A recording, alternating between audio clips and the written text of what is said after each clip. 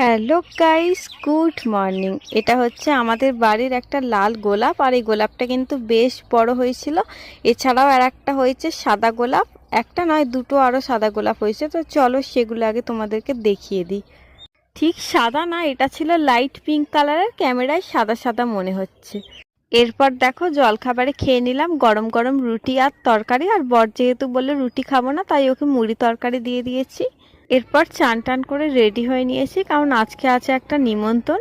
আর এটা হচ্ছে কি শ্রাদ্ধ বাড়ির নিমন্ত্রণ, আর নিমন্ত্রণটা হচ্ছে আমাদের বাড়ির একদম পাশেই। আমাদের সামনে বাড়িতে একজন মারা গেছিল, তো আজকে হচ্ছে ওনারই কাজ।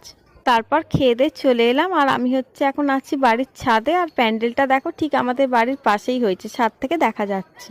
শাড়ি যখন পরেই আছি তো তখন ভাবলাম নতুন আনা চশমাটা পরে 2-4টে রিলস বানিয়ে নিই। আর রাতের বেলা বর এনেছিল বিরিয়ানি। তো চলো আজকের মিনি ব্লগ এই পর্যন্তই। টাটা, সবাই ভালো থেকো, গুড নাইট।